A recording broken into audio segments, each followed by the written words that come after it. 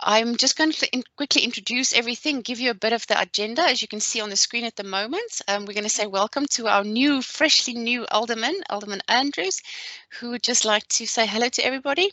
Then we will head over to just an update about where we are, and between me and then I will hand over to Khalid. He's running our consultant group, who's doing amazing work with the caretakers, pulling these things together, and then we'll talk about the program way forward and close out from that. So with that in mind, may I please ask Alderman Andrews, would you like to say a few words for us, please? Thank you. Thank you, Liesl, and good afternoon, everyone. Am I audible? Yes, so you are, and visible. That's lovely. Thanks so much. And yes, I was hoping that you won't disconnect the video function now, because I most certainly wanted to engage and so people can again see me. I'm not new to the District 6 conversation. I think I may have been two engagements I've joined you in the past. One where I was chairing one engagement, and the second one where I sent a video clip to the college to play at the time as well. So the difference now is that I, of course, still very much in the department. I'm now the maker member for Spatial Planning and Environment. And my role here today is just to say thank you. I think from my side, we are aware that the conversation, the strategic conversation, is very important to us as well.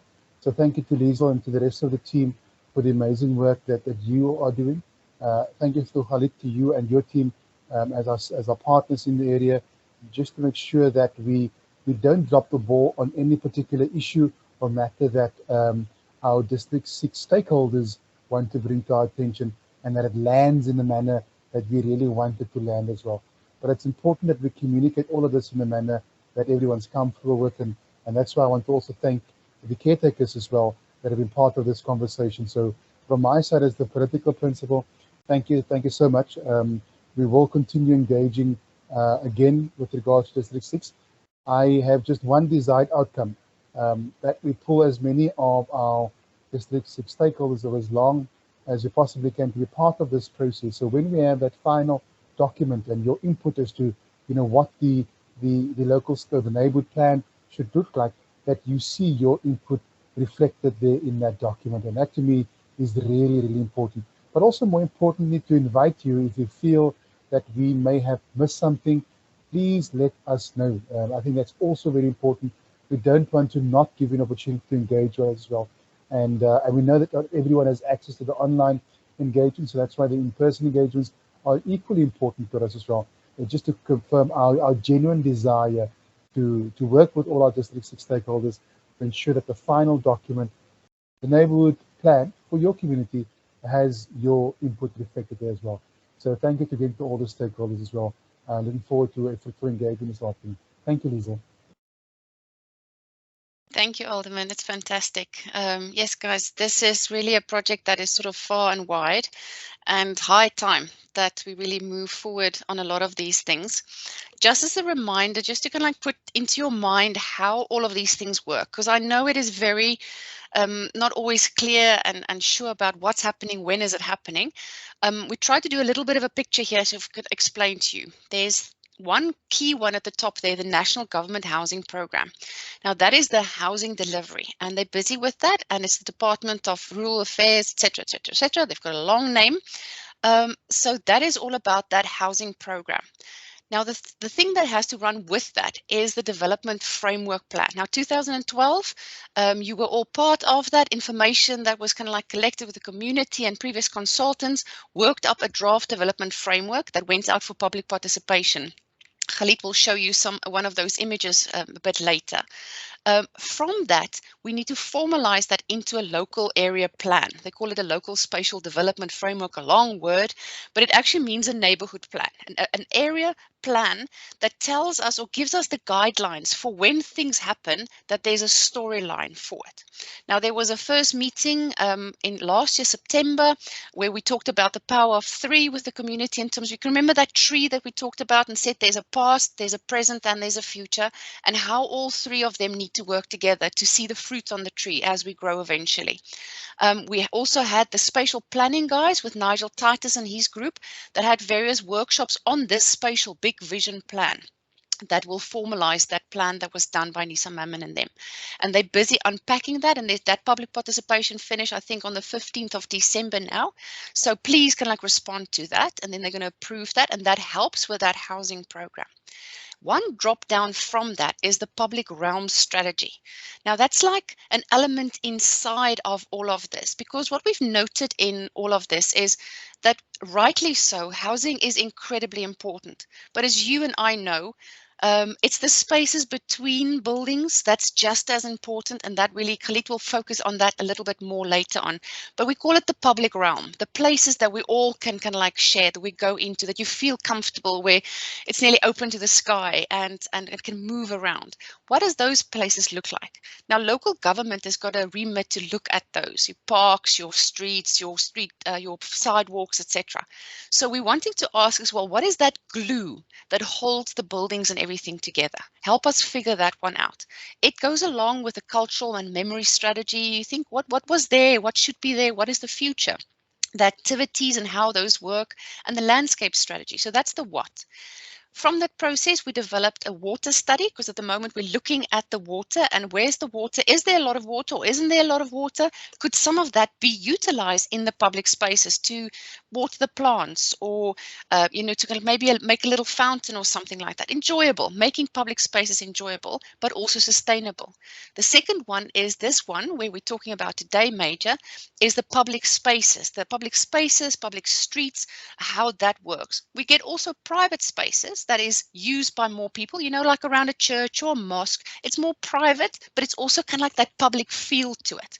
And then from that, we're going to draw that all together in terms of saying, here's all the spaces that we're seeing, and Khalid and them and the team and the caretakers have helped us to kind of come up with some initial ideas that we want to play past you now and start saying, give us feedback. Tell us more about. I'm repeating. Jock, do you mind maybe just put your mic off, please? Thank you so much. So we're going to come up with a list of all those public spaces, and then you must help us as well going forward, identifying which is the key one, the first one that we should get going with, because we do have some budget that we can work on with that. So alongside the housing process comes the LSDF process, which thinks about the vision. And then the public realm process is kind of like trying to make that glue that fit the two together and everything. So I'm going to the next slide, please, Khalid. In terms of the process so far, now was when we started with it. That was in June, July last year. And you can see here, we've used that tree analogy and we're taking that forward. And as the seasons, we've got 1 year for this process.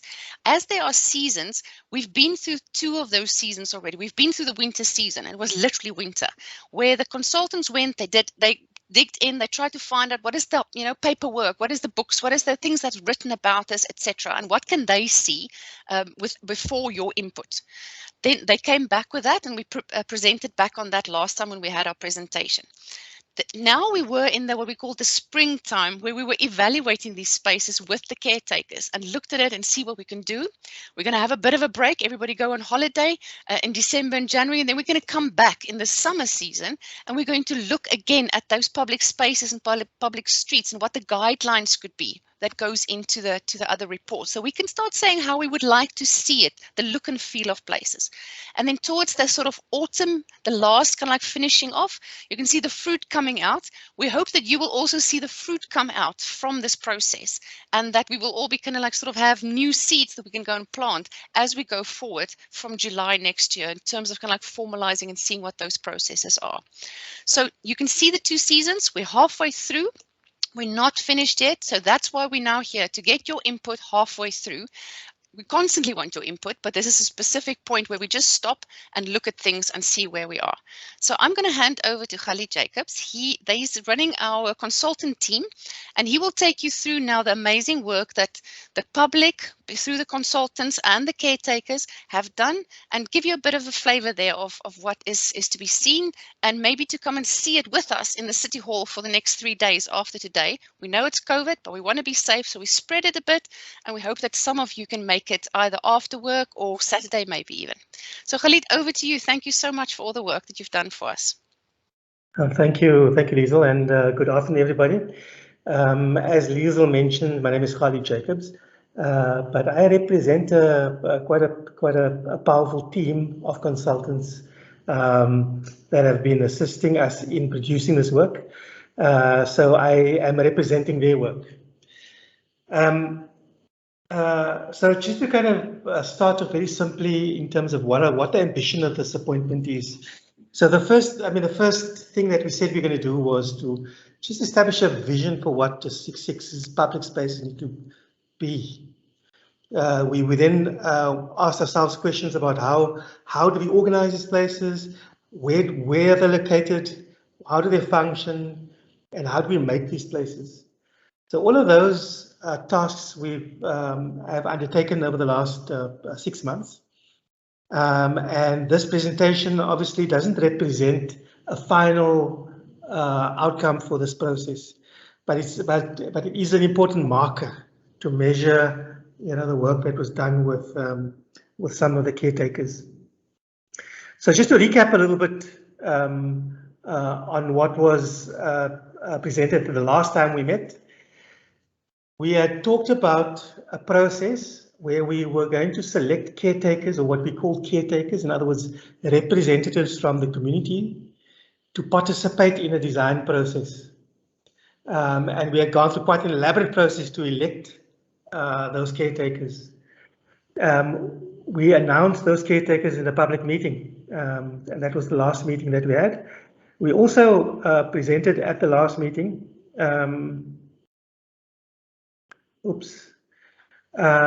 some of the analysis work that the professional team has undertaken. And if you recall, we talked about the various ways of storytelling, or methods of telling a story of what the history and the character and the qualities of the 66 was. And that document was submitted to the client, I think at least 3 months back. So once we established the foundations for the work that we're doing, on the one hand, for the professional team to understand our academic understanding of the place, we also then agreed that the caretakers will bring their deeper understanding, their lived experience in the 66 and the understanding of the issues to the table, alongside the city officials, and the three parties come together and work towards producing a set of fantastic designs for the 66. And that process is called a charrette process, or effectively design workshops. Ultimately, that will feed into the final plan. Okay, so that's where we were. What we did quite soon after that public meeting was to have our first workshop, where we asked a very simple question: is how do we imagine the public space to be, and effectively through that process establishing a vision for the public realm. And we were very happy to see that there was quite a few people that attended, both those who were elected, and we also had some guests that appeared from time to time. But generally, all our workshops were quite well attended, particularly in the light of COVID. So we managed to get through some significant work. And one of the first tasks that we undertook was to find ways for the caretakers to tell the story of their relationship to the 66. And we then mapped the where people lived, where they remember things to be, and the connections between them. And metaphorically, what emerged was a network or a weave of relationships, both spatial relationships on the one hand, but also personal relationships. And it was quite telling to see how intertwined people were in relation to both the physicality of the 6/6 and his memories. We then broke up into groups and we produced some ideas as to what we believed, or each group believed to be the idealized 6/6. And the task that we put the caretakers to was to remove themselves from their personal views on the 6/6 and to try and find ways to represent the community. So what we did was we made this matrix of various images that we found of the 6/6, and caretakers had to represent a character in this image. So in other words, a blend of their own experiences plus imagining how to represent the child skipping in the rope, or the guy pushing the trolley for carrying his vegetables. So that was actually quite a successful exercise, just to broaden people's inputs into the process, and shift it away from a personal input to a more representative input, and a whole bunch of very, very telling and I think vital suggestions came through this vision as to what this place can be. And these were recorded on little posters, and these were presented by the caretakers themselves to the workshop. And the kind of things that they talked about was things like different kinds of uses, safety and health was a very powerful set of ideas that came through. Problems with parking, a place for kids to play, heritage-related issues. So there's a bunch of complex sets of ideas that came through to create quite a holistic view of what this public realm could represent, and that marked the first workshop. The second workshop focused more on how we begin organizing these places. The place that we imagined in the first workshop, how do we make it find some reality and organize them in the public spaces in the streets, and how do they work together? That workshop started with us taking a walk through the 6/6.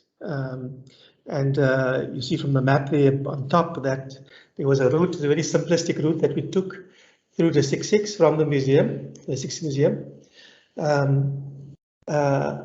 What was very, very important to understand that even though we imagined we knew a lot about the 6/6, the kind of depth of understanding of the place and the empathy for the problems that came through the engagement with the caretakers was enlightening, certainly for me. And there was a whole bunch of very, very important ideas that came through this, including the image, the main image you see on the slide, which said that even though there's been demolitions in the 6/6, the 6/6 certainly wasn't empty. There was actually a rich history and heritage in the built form and what the remnants are in the 6/6. In fact, a lot of people also living in the 6/6, both formally and informally. So one began to get an understanding of some of the complexities that exist in the place and the challenges that exist as well. Other ideas that emerged was this idea of Mariam's flower, which is a flower that represents fertility and is normally used during childbirth.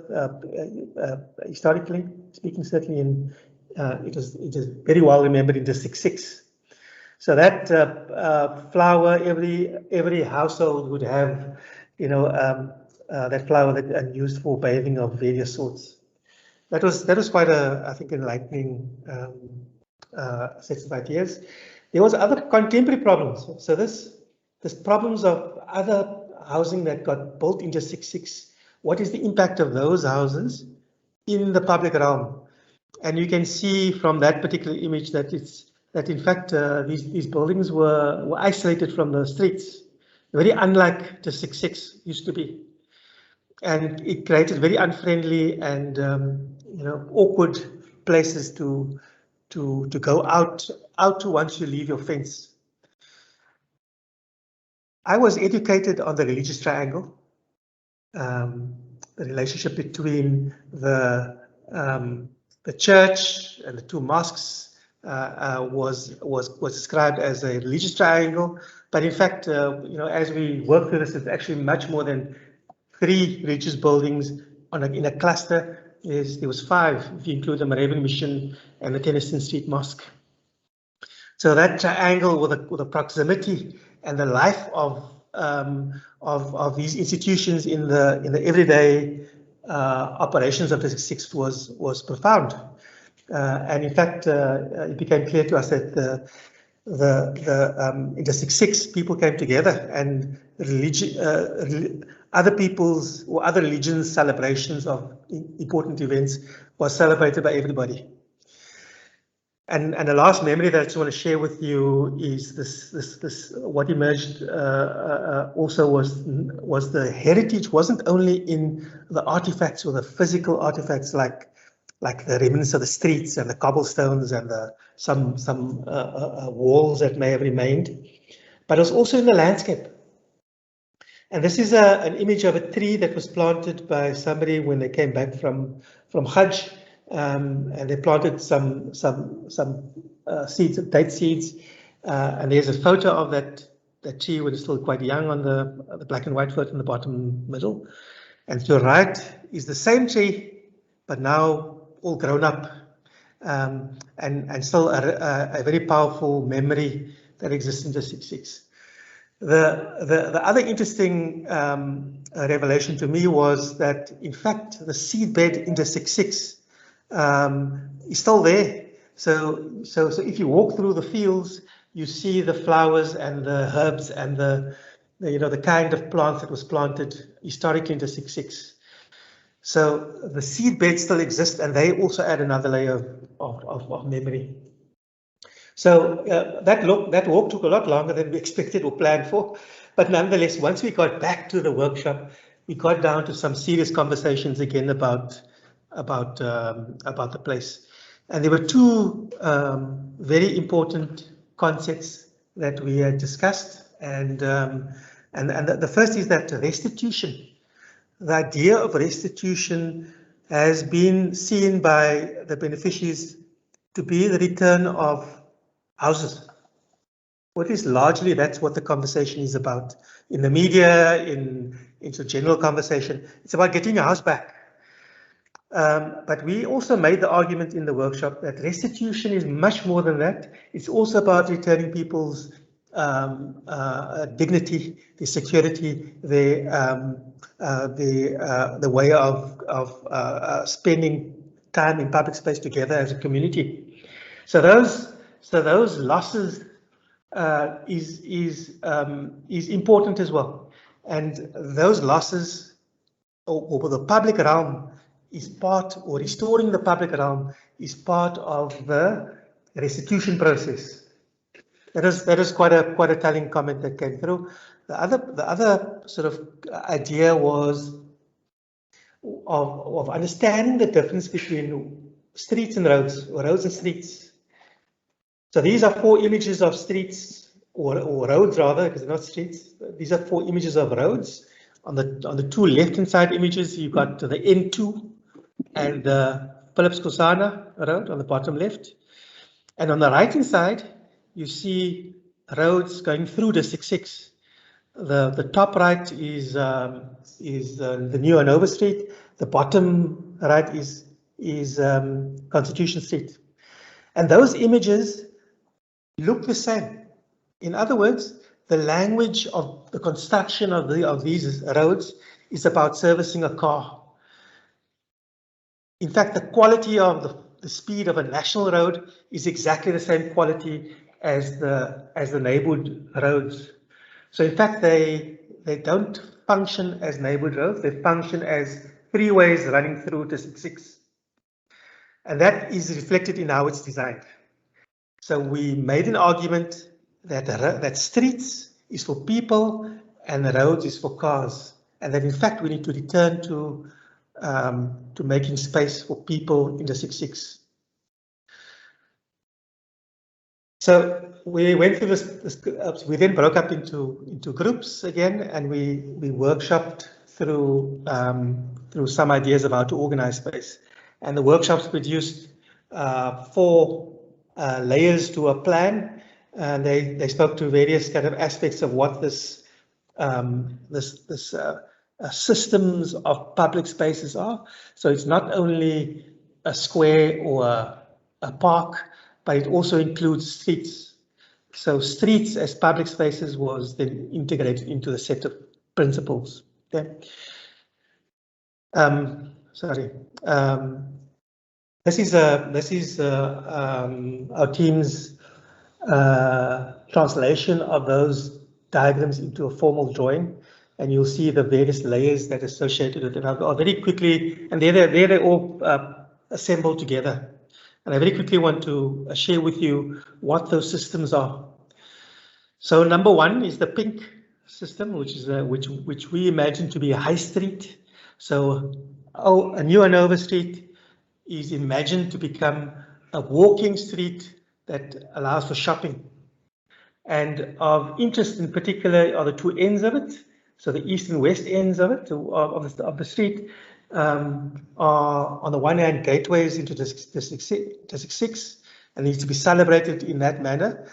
But on the other hand, for example, on the one on the right hand side, the bottom right, along the pink line, that space is where a whole number of school kids get dropped off in the mornings, for example, and needs to respond to the safety concerns of kids crossing that road or waiting in that road. So that is one system. The second system is the orange system. We call the educational spine. It's a Constitution Street that links Harold Cressy on the left all the way through to Holy Cross and that precinct on the right hand side. And we started describing that space as a space that links all these educational systems, as well as the Tennessee Street Mosque, the Memorial Garden, and also began to describe the nature of what that street is. Okay, very briefly, let me just mention 1 or 2 others, so we don't have to spend too much time on this diagram. But the green spine running on the right-hand side was the green systems of Trafalgar Park and the bits of land and sports fields owned by the city and the Anglican community. That was seen to be a green lung that linked the mountain down to Trafalgar Park, and so on. We explained the various spatial systems in that workshop. So it was quite a profound diagram that emerged. One more is the purple line there, which is the historical local activity. That is an old Hanover Street, which was imagined to return to being physically present in the plan, and was seen to be a pedestrian network and some cycling paths and the like. Okay, so that is workshop 2. Workshop 3, we then asked a little bit different question. Is that what is the character of these places? Where are they in these systems? Where are those spaces? What are they, and what are their characters? And we again went into a conversation. We broke the workshop into teams again, and you got a badge with a color, and that color determined randomly which team you were participating in, and we produced a more nuanced plan. And those diagrams are the actual drawings that emerged from the workshop, and with that is a string of public spaces, as well as some indications of the characters of those public spaces. And I won't go through them too much, other than to say that we extracted those public spaces, and each black dot that you see here is a public space that was identified in the workshop. And they would range from places under the freeway to adjacent to religious institutions, to places like the Memorial Park or Mackenzie Park that doesn't exist currently, but a whole range of them that emerged from that plan. You know, subsequent to the workshop, we went away and we did a comparison between the 2012 plan and our plan, the plan that's produced. So the yellow dots that you see here on this diagram, those are public spaces identified in the 2012 plan that wasn't identified in our plan. Right, so they were missing in our plan. The turquoise dots are public spaces that we had identified in our process, but wasn't reflected in the 2012 plan. We then used that information and reiterated the work that we did. We reworked it and we developed it a little bit more to include those spaces that weren't reflected before. Okay, so that was in workshop 3, and the final workshop that we had done for this year a short while back was asking the question is how do we then apply these some design principles, some ambition as to what the design was, and how do we apply that to very particular public spaces. And how we did that is we first recapped what we were doing, what the spatial systems were. Then we identified very particular squares. As opposed to a system, we looked at particular squares, and we then designed them using models. And of course, that each group then presented their proposals to everyone else.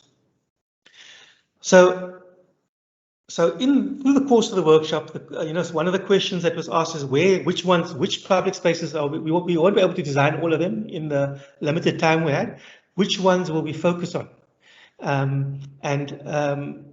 very important question came about. It says that we actually want to focus on designing the space that links the two existing communities together. So in other words, the people north of, or the existing area north of the freeway, the N2, and they are largely people that or fabric that wasn't demolished versus the people to the south of the freeway, and those are effectively new houses that was built as part of the restitution process. But the freeway separated them. It dislocated the two communities. So the agreement that we reached in the workshop was that we would focus on the public spaces that would bring those the two resident communities together spatially.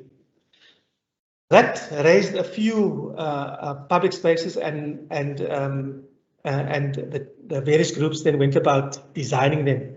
And you'll see a whole smattering of them, some in a bit more detail than others, but ultimately a very productive morning designing very particular spaces. And then, of course, the caretakers had to present their proposals to each other, and it was we had to suddenly had a room full of urban designers, which was amazing to see. And there's some remnants, and I won't go too much longer about the details of that. These will be up in the exhibition, so if anybody wants to have a deeper conversation around them, we'd be happy to have it at the exhibition. There was a parallel bit of work done by another team doing the water study. I'm not sure if Ruan or Fred is on the call. If you're on the call, you're welcome to present your own slides, but I'll try and do your slides justice. Their work was effectively being run parallel to our work, and then feeding back to us through meetings and design workshops. So what this team had done, and I don't hear any of them on the call, so I'm gonna continue presenting their work. They had gone through a pilot process to understand where water exists historically in District 6, particularly the runoffs from the mountain. The blue lines that you see there is the historical water lines, and you can see the effect of these in the way District 6 was made. And back in the day, there was grachten that carried water through these places. Of course, a lot of that water is no longer visible on the surface. It's carried in culverts, and they found out that the culverts were actually quite deep underground, which made it very difficult for us to access that water. There is other water though that exists inside. They also did a study for groundwater, where the groundwater is. In other words, not in rivers, but in that exists in fissures in the ground, in the rock, for example. They discovered 3 locations that they believe will produce a good amount of water, and they have plans to implement boreholes so that some of the public spaces can be watered, some trees can be watered, and the water can possibly be used in the public spaces. We've also then developed an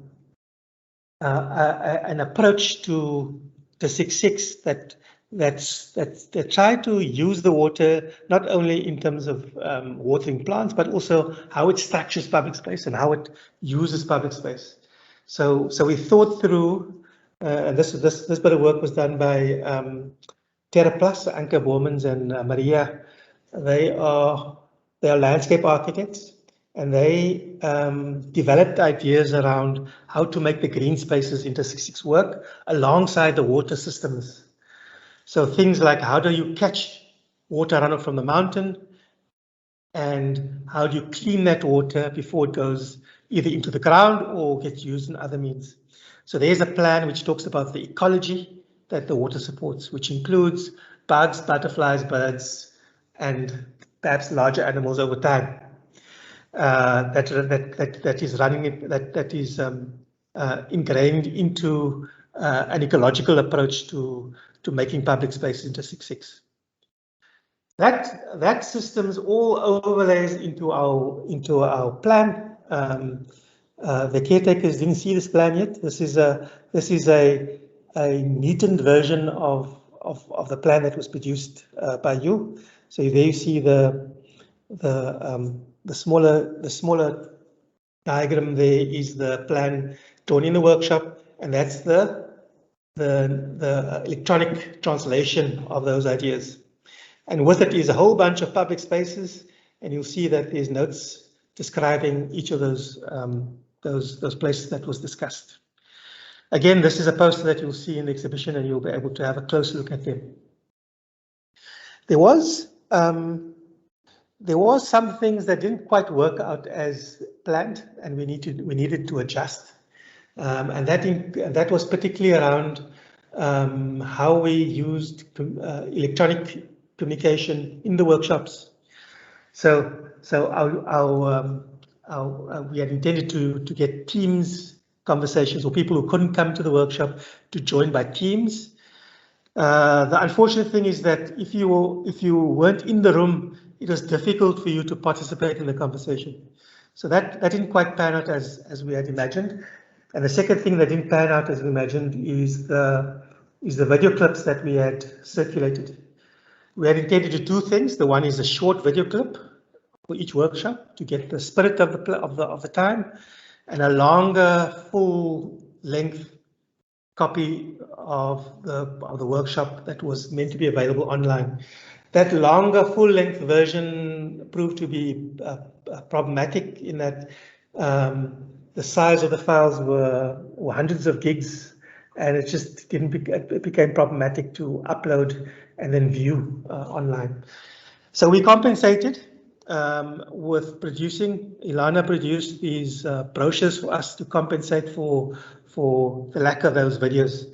So we had a series of brochures that explained each of the workshops, what was discussed there, so that each of the caretakers could take it away, disseminate it, and bring back their comments to the next workshop. And they proved to be quite successful. We also had these shorter video clips that was shared, and many of you may have seen some of them, but I just want to share with you one of them. This is the last of the workshops that we had shared. It's quite short, so it won't take too much of your time, but it gives you a sense of what was the spirit in the workshops.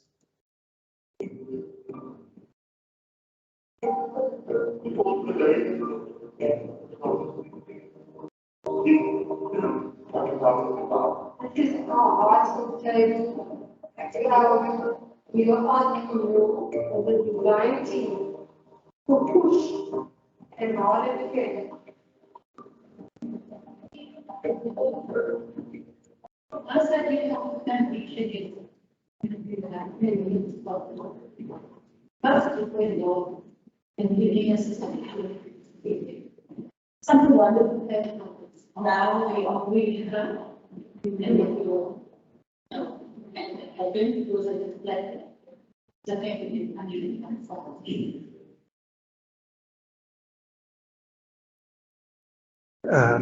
That was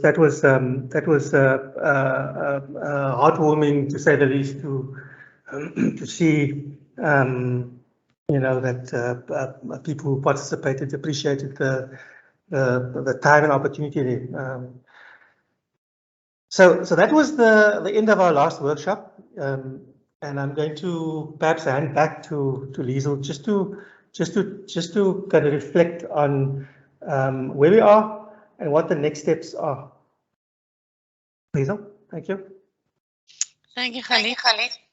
I want to start by saying thank you again to everybody that was involved in this process. I mean, to try and put all of that into this kind of like summarized kind of like version is incredible. But we've learned so much from each other. We've learned about things that's happened and things that should happen, etc. So it was wonderful. So we're halfway through the process at this moment. What's lying ahead is from the 9th to the 11th, tomorrow from 2 o'clock till 8 o'clock tomorrow evening. People can drop in at the City Hall, come and have a look at what Khalid has now proposed or showed you here in person. Because of COVID, we need to be safe, so that's why we spread it as well. So we also have it on Friday from 9 o'clock in the morning till 3 o'clock in the afternoon. And also on Saturday from 9 o'clock till 3 o'clock.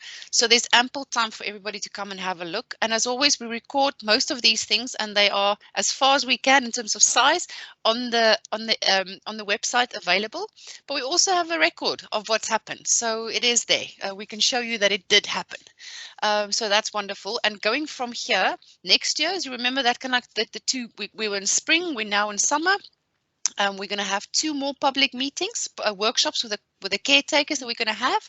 We're going to bring you on board and show you. Yeah, sorry, that's the kind of open house event. There you can see the times and everything if you quickly want to write them down. As we said, tomorrow from 2 o'clock in the afternoon to 8 o'clock in the evening, so people can come and have a look. We'll all be there. We'll can tell you what we saw, what we've been busy with. It would be wonderful if some of the caretakers can be there as well to share their experience. Because it's only in working together that we can actually move forward and trying to make sure that the public realm is also taken into account. And look at that, you get a sneak preview. As we are speaking, they are busy setting up that room, and those are the boards, and you can walk around, nicely spaced. On each of those boards, you can see in one of the corners, there's a a little area that you can write us some notes. You can put post-it notes on it. We would like to get feedback. This is not finals, this is halfway through. We need to shape this much more, and that then can help that. You remember we talked about the local area framework, the LSDF, that neighborhood plan. This helps to shape that neighborhood plan. If you can see that, because the public space is, as I said before, the glue, and it talks about the past, the present, and the future in terms of where are we moving forward to now. So I'm very excited, and I hope to see you, some of you there. Halfway through the process, this is a year in the life of. We cannot make up for the years lost, but we're fighting hard for a future that is actually good for everybody else. So we hope that you will kind of like help us to kind of like with this first half to kind of like give us input to what you've seen so far and guide us also in terms of going forward. And we will be back next year again with more of this. So that is our time frames.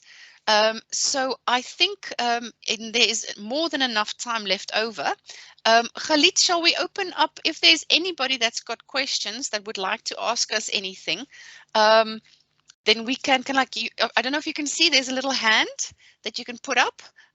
It's a click, it's a little hand that's on the screen. If you want to put up your hands, then we can kind of like orderly maybe go and ask, people can ask questions and we can feed back to you, answer some of your questions if you've got any.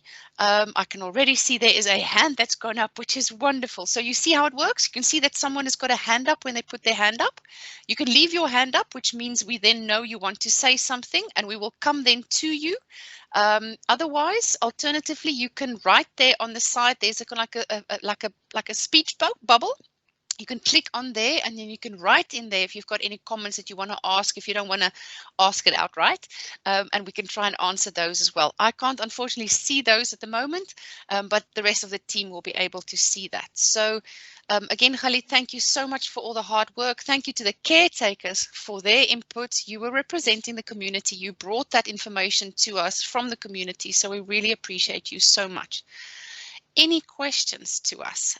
I'm not seeing any hand yet. So if there's a hand up, anybody want to ask a question? Khalid, you will check the... Henk, it looks like you're waving. Would you like to ask a question to the team? Yes, please. First of all, I'm very impressed how thorough the whole program has been handled and how you've handled all the important elements that make up a healthy space. And there are 2 points I would like to highlight in particular that I think are very important. Besides the fact that healthy space is critical for the long-term survival of Cape Town and a good community. Now we're heading into higher temperatures. Global warming is a fact. And as a result of that, we must just be very cognizant of the fact that we've got to make sure that we can keep the space cool.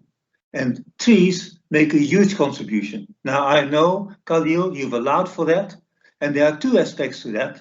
The first one, making sure that there's enough water that each tree, once it's planted, can get adequate water until it's established.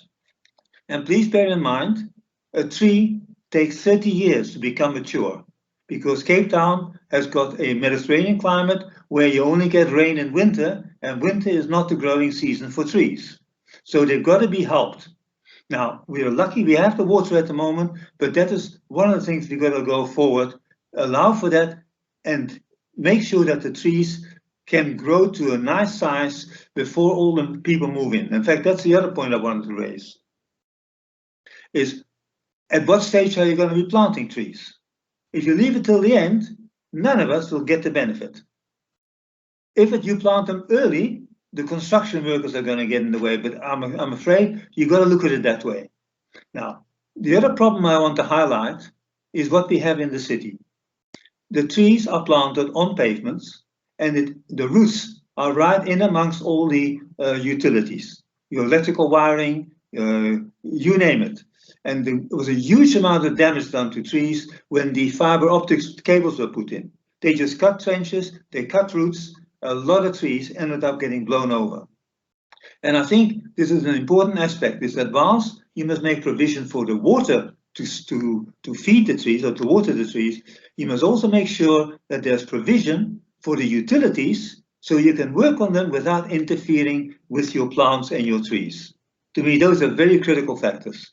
Now, trees can reduce temperatures by 8 degrees, maybe even 10 degrees. So to make this a healthy space, I would hope that you're going to put rather too many than too few trees and allow for the fact that trees do die. And you can also allow for the fact that you have fast-growing trees and slow-growing trees, and the fast-growing can lay the foundation and the fertility of the soil for the bigger varieties. Anyway, I compliment you on really a superb thing. Hope you've made notes of what I've said, because I think that's a very important factor here. is to make it a space that we can all be proud of and say what has happened historically has been worth it because we've learned our lessons. Fantastic. Thank you so much. I think the wonderful thing is, sorry, Khalid, I will just be very quick. The wonderful thing is we were thinking about that sustainability element from day one. The Sustainable Development Goals are at the forefront for us. I am by profession an urban designer, but I was moved to a new unit called Urban Sustainability, which is all about thinking about more than just our old ways of working. So I don't know if you will see, but at the bottom of all the posters is a tree, and that tree is held in the hand. So a tree is for us more than just the kind of like, it's a symbol of the past, the present, and the future. But it's also a symbol of that kind of like healing and moving things forward. So, and it's, as you said, a physical symbol that we could have to make a immediate change. But Khalid, I think your comment on that?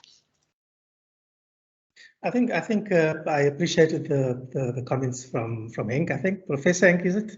I appreciate that those comments, and we are cognizant of the need to understand the public realm from an ecological point of view, as well as to the socio-historical kind of drivers. And what we're trying to find, of course, is the balance between the two. So the restitution argument of the return of the land, plus, and not only to people in a sense, but also the quality of life and with that a healthy ecology to go with that as well. So thank you for the comment. We'll certainly remember it. Any more questions from anybody? Thank you for that question, Henk. Come on, this is your chance. Don't be shy. You can do it. There we go. Ashley, would you like to go for it? Thank you.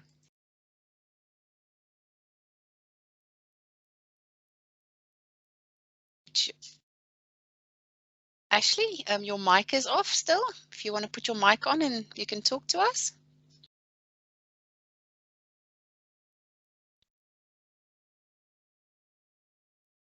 Did Ashley write something in the comment box maybe? I can't see. No, she hasn't yet. Okay. Ashley, we'll give you some time. Is there anybody else in the meantime? Ashley, you can jump in as soon as you are ready to tell us your question or your comment. Ashley seems struggling to unmute herself. So when she can, we'll take a question. Good stuff. Anybody else so long? Wonderful for kind of like coping with this technology. I'm so proud of you all. We had to learn so much in the last 2 years and how to kind of like cope with this, young and old. So well done for coping. Any more questions?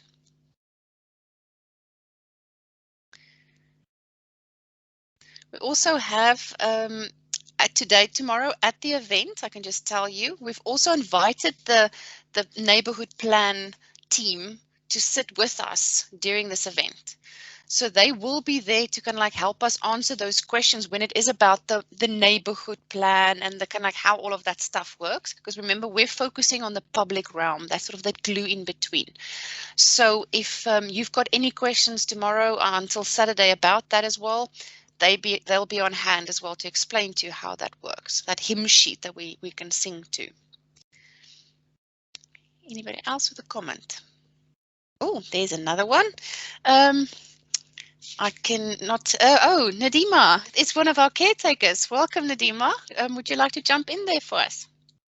Hi, thank you, Liesl. Thank you, Khalid. That was very well done, hey, in terms of the workshops.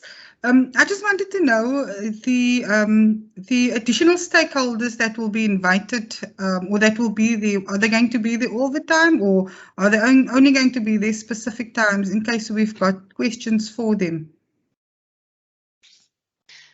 Are you meaning referring the to the officials? open days, like you said, the people that's going to do the neighborhood planning and all of those things. Are they going to be there all the time, or are they going to be there at time slots? No, we're going to try and be there all the time. If someone is just not there for a little while, they probably is just got to kind of like, go and breathe as well, because it's a 6-hour trek that we have to sit through. If we notice we can't kind of like immediately answer someone's question, then we'll take that question and get back to the person. That's what the whole thing is about, to really make sure that we get the questions. If there's anything that we can't answer, they're there to help us. As you know, during the workshops, we also kind of like, there was a lot of questions that we wanted to ask about the Spatial Development Framework Plan and how those processes work. So they are on hand. Yeah, and the consultant team, not all of them will be there at the same time, but Khalid is, the head, and we will help bat it. But yes, I think you will have people there. Is that thank you, Liesl. And then also, do we have to book in advance, or can we just arrive? No, you can just arrive. Okay. We're going to have to be smart about it and sensible about it. We do have COVID, so if people are turning up too much at one point, remember we still have all our regulations and have to check on terms of the amount of people, because we want to be safe. So then we might just ask people, can you just kind of walk around the corner or go and check out the rest of the city hall, because it's so beautiful. You have to see it. Go and look at the visitor center, the new parade, the work they've done around that. But yes, it will be okay. So thank you for just clearing that up, and well done so far. Thank you, Nadima. Thank you also for your help. This is your fingerprints. I'm very proud of all of us. Good, well done. Ashley, look, Khalid is laughing at. Ashley, are you able yet to unmute yourself? Oh, sorry, man. If you hover over the screen, sometimes if you can't see the button, sometimes if you hover over, then it comes up and there's a little mute button. Khalid, can you see if you can unmute it from your side? Because sometimes I think the organizer could. Okay. Okay, but maybe Ashley, if you can type in the comment box there, maybe for us, if you've got any burning question that you'd like to ask us. Anybody else with some questions? Remember what you saw. Maybe while we're waiting for questions, Liesl, I just want to comment on the process a little bit, just to remind us what it is that we expect. Right? So we've remember that initially we had a public meeting where we introduced the project. We went through a process of selecting the caretakers, who then went into a design process. That design process entailed the caretakers and ourselves working hand in hand to produce the information or the designs. Of course, people who weren't in the room, those who weren't caretakers, didn't necessarily have an opportunity to influence the design. And we know that there are many of the beneficiaries that may not understand all the details, need to kind of understand the intent, whether we are for real or not, all those kind of questions.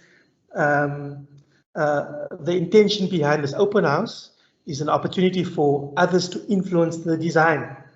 Now's the time to come and question us, to come and make sure that we're being honest brokers in the conversations we've been having with those caretakers, and you can test some of the translations that we've done.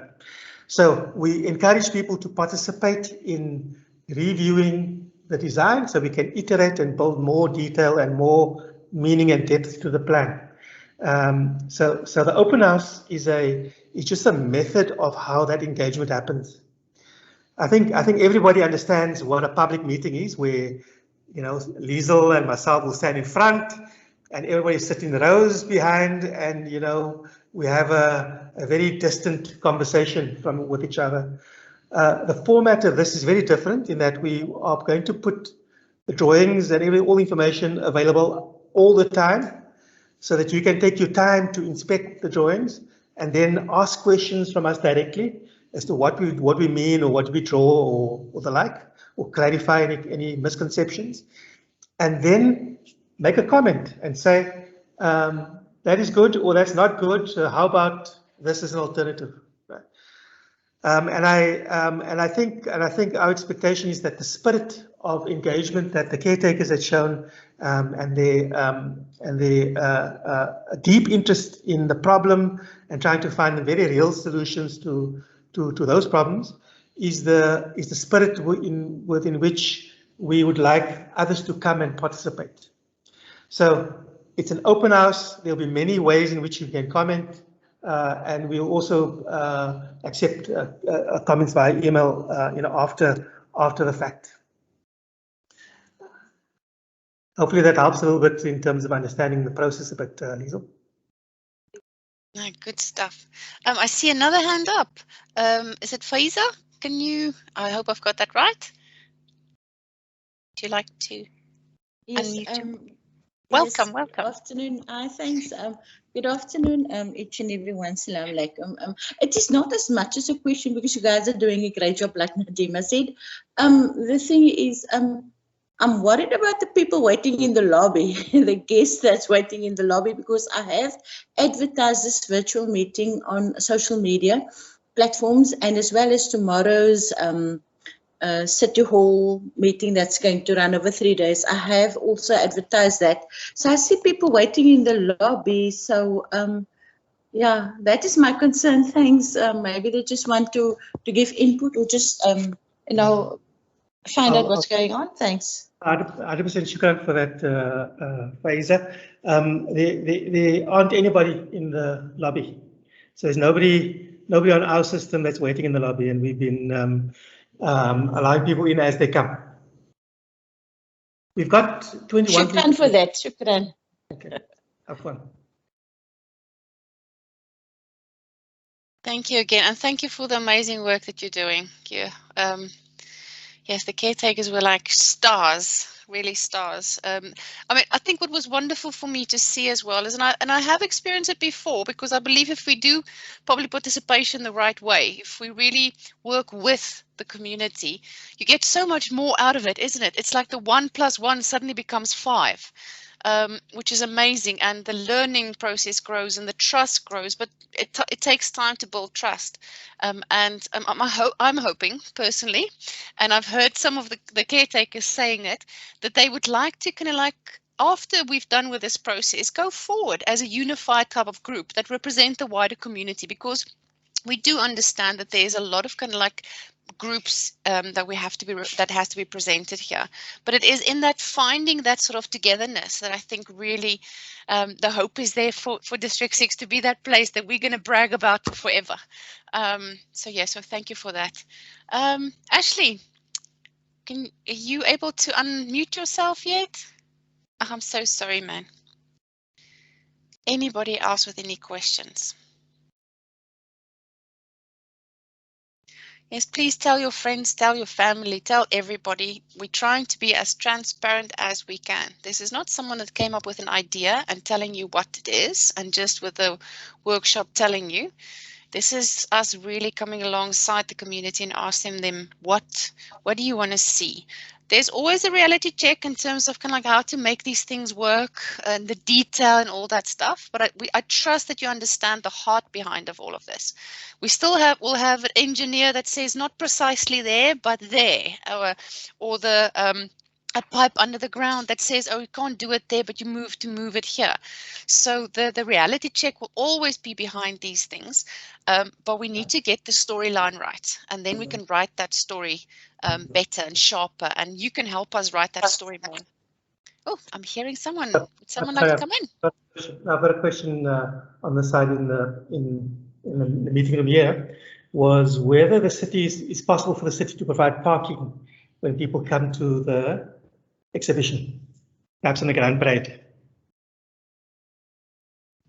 I have actually sent an email to the and I can't find my there's so many things open on my computer, to the City Hall people, and saying, is the parade open for parking? I'm hoping so as well, because we need to go and park there somewhere as well. So I will see if we can do something with that, if we could get some feedback from them in terms of it. I'll just quickly look if my internet no, they're probably busy in a meeting still, but let's try. I think there is some parking around there. We will look into that, and yeah, we'll do our best. Then Ashley has made a comment, and she said that she's happy she was able to join this meeting, and she's a candidate at the University of Western Cape, doing a thesis on how returnees to 6 is rebuilding their sense of place. So she says some nice comments in that sort of order. No question, as I understand it. Wonderful. Okay. But don't feel that you go away from here today and that feel that you couldn't ask a question, but please keep on asking a question. And then you will also can like have at the city, we're the District 6 Public Realm team. There is an email address where we send all the information out to people as far as we can. We're not always 100% up to speed because people change their email addresses or move or something like that. You know, there's always something. But work through someone that you know and get the questions to us in one shape or form. But thank you so much, Ashley, for your comment. That is lovely to hear. Go and spread the word. It's an education that we can like teach people to not make the same mistakes that we've did before, that we can move it forward. Anybody else? We don't want to keep you either here for longer than it's necessary. So don't feel pressured. We can always finish early. I always believe that's always a wonderful thing if you can kind of like have that few extra minutes before the, you know, you had this planned and you can go and get a coffee quickly before the next meeting. So yes, so there's one more comment from Henk that maybe we should read. He says that the trend in all major cities is to downgrade the importance of cars and to encourage walking and cycling, with small buses providing only the only motorized transport. And he hopes that this will be done in this area. Okay, there have been some thoughts on that, if I may just comment. It's sort of this idea of turning roads into streets was an integral conversation to much of the workshops, and you'll see it in the detailed models that the caretakers have produced, where a lot of that thinking is built into the street system. So thanks for the comment, Henk. Definitely. I think, yes, we forget that streets, not roads, are places for people as well. Now, we have to be sensible in terms of those vehicles need to still come through and the bus still need to come through, etc., because we can't block off the arteries of our city as well. But help us think which of them could be done differently. And then I wish the District 6, the area of District 6 could be a pilot of how we could think differently about how we use our streets, maybe for shorter terms, a little bit more leniency in terms of how we work around all the rules and regulations. But unfortunately, the health and safety element is always very important. Life is more important than anything. So we don't want to see people kind of like either be killed, etc., by just wanting to be, you know, having fun in spaces. We've also have the Open Streets CEO as part of the caretakers. She's a fighter for that in terms of kind of like making sure that streets are really places. We've also made contact with it's an international group called Place Spaces that really thinks about kids and children and how they use spaces. So yes, that international thinking of how we turn our streets into better places. Sometimes it's about making the sidewalk a little bit bigger. Now you can imagine how difficult it's going to be in District 6, because remember, we've got limited space for the houses. So if we're going to kind of like come and squeeze those spaces, then we're also bumping into another problem. So we're going to try and see where it could be done. The detail of it won't be detailed worked out now during this process, because remember, we established that vision, but as they go deeper into the detail, that will be more coming to the fore. But yes, streets and spaces, and that's why this is not just a public space project, but a public realm project, which takes into account the streets as well. Good comment there. Any last comments? We can call it a day soon.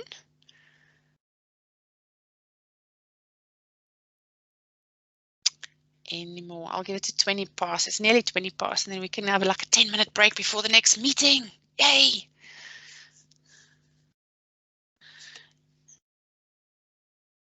There you are. I suspect that people are saving me questions for the in-person conversation. Yes, probably. Yeah. If we can't answer all of them, we'll take notes and we'll try and kind of like get back or work those into kind of like the thinking processes to unpack in the next sessions. But I think let's not waste anybody's time. As you can see, there's a lot here, and I just want to again thank the consultants. in the city, we might think, or you might think that a lot of us has got time to always work, but we're working on so many projects that we cannot always give the 100% that we would like to give to a project. Bringing in consultants to help us with that is like extending our hands and giving us 20 hands so that we can actually do more. This consultant team is really on the ball. They've given their all, and I just want to thank them publicly for what they've done so far for us and what they've done for you in District 6. We are trying to make a difference. We are trying to move forward, not so much talk, but more action. And I thank you for spending the last nearly hour and a half with us. We hope to see you at the open event. Be safe, bring your mask, bring your spray bottle key, bring everything.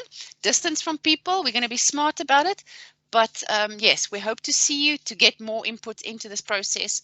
And thank you so much again for your time. Blessed day to you all. Thank you. Thank you.